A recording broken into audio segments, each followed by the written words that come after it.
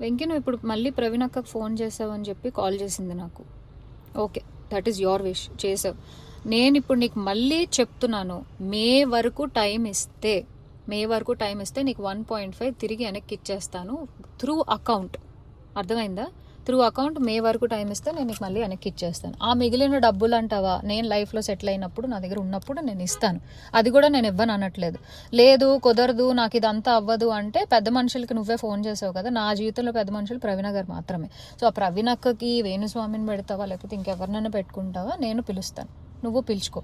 Okay, నేను ఇంకా నీ ముఖం చూడాలనుకోవట్లేదు, ఈ విషయం గురించి మాట్లాడాలనుకోవట్లేదు. నాకు మే అనే ఒక్క టార్గెటే కనబడుతుంది. ఆ మే వరకు నేను నీకు డబ్బులు ఇవ్వాలి అంతే.